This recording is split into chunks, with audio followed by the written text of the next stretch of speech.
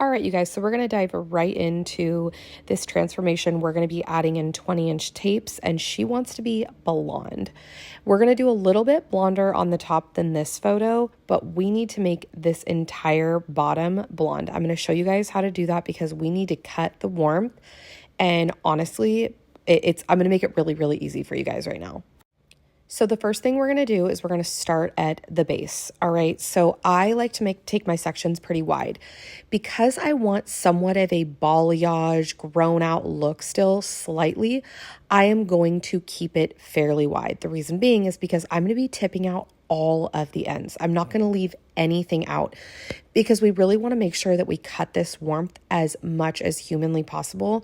I am keeping horizontal partings going up and I am slightly teasing. I'm not an over teaser. I like to slightly tease because I already know I'm going to want to go in and melt her root slightly, nothing crazy, but slightly. And as my sections get wider, I like to make sure I split them and I use my foils all wide.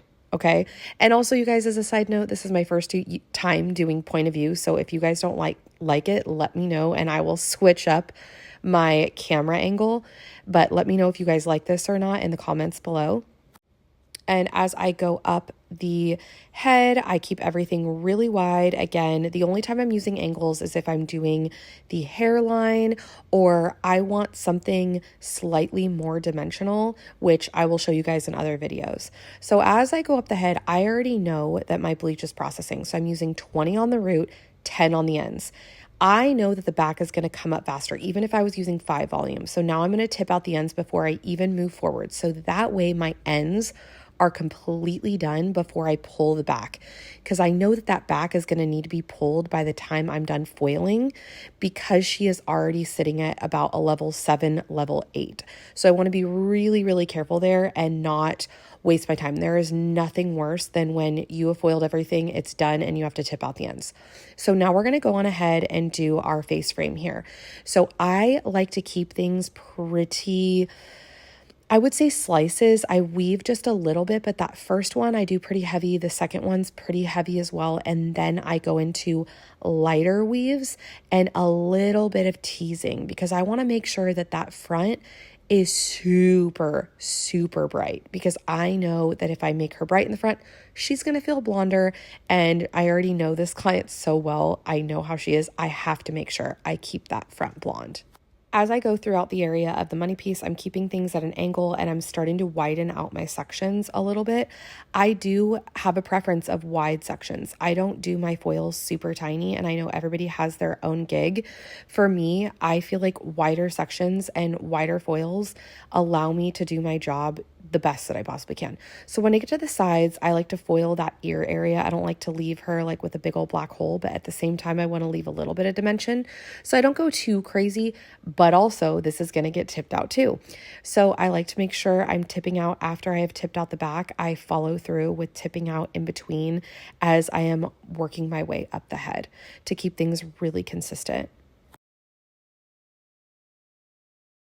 So once I get to the middle, I start back with my horizontal sections. I keep a pretty large area in between my money piece and where I start my horizontal partings because that is how I create my dimension.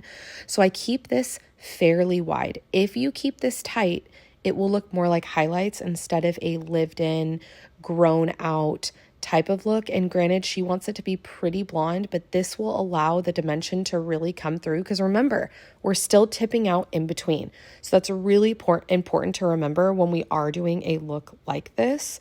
It will keep the dimension there for you. So here it is, pulled and ready to get toned and root smudged and all of the good stuff. So I section it right down the middle. I make sure that I section out my money piece because I'm going to do that last. Now I'm doing a teardrop formation here. As you can see, I'm going to be angling back and I want to use a towel on the other side or a foil. You can use whatever, you see fit because this is 7N in Redken Shades EQ, and then I ended up toning her with 10GI, 10V, and 10N, and I will also put that in the comments for you guys. Now, I like to smudge everything together. I literally feel like this comes out so much better, and I make sure I use a brush and brush everything through so it's nice and clean, and I do let this sit for a full 20.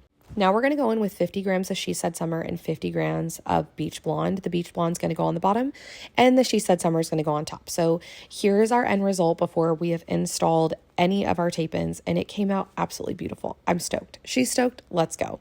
So we're going to brick lay our way up, and I'm going to also show you guys a diagram on here in between the video, so make sure you stay tuned for that. So Beach Blonde is going on the bottom, and our She Said Summer is going to be on the top. Also, if you are not installing yet with a tape and clamp, please get one. It's going to save your hands so much. If you don't have one, we have one on our site for you guys. It will help so much and hold way better. I'm also making sure that I'm using the 2-finger rule around the hairline so that way she has movability and she can put her hair up and no one will be able to see a single thing. They'll never even know she has tape ins.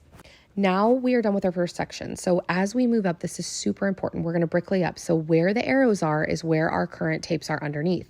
So here's a brick lay pattern. We want to make sure we follow that because if your tapes are sitting directly on top of each other, you are going to absolutely have holes when you see the length and you're not going to like it. So as long as you're following a brick lay pattern, you're going to do just fine. So that is probably the most important thing that you want to take into account aside from your actual application when you are installing tape and extensions, because we are looking to build weight and not have any sort of holes whatsoever in our install.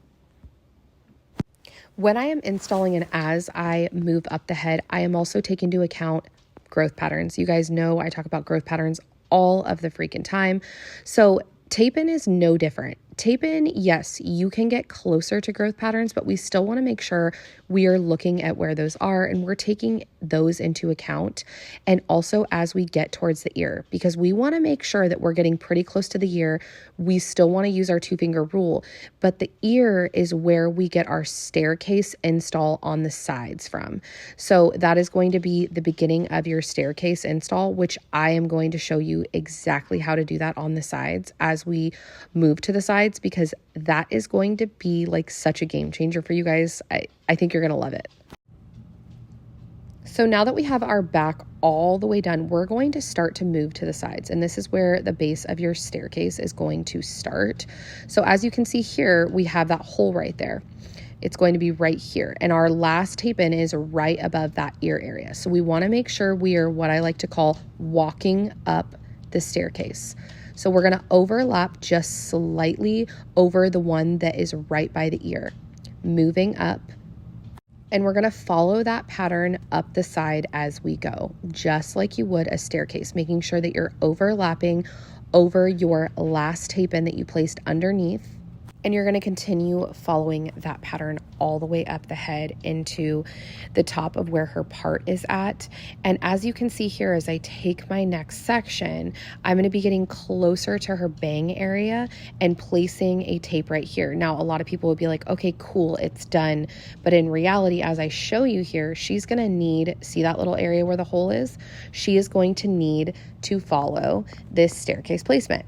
So we need to make sure that we fill in that hole. So we're going to move up just slightly. And as you can see here, it is going to clearly get rid of that hole completely. And you guys, it came out so good. I hope this was helpful. If you guys have questions, you know, you can always reach out to me. You can do a private with me. You can have me check your work, all of the things. Let me know if you need anything.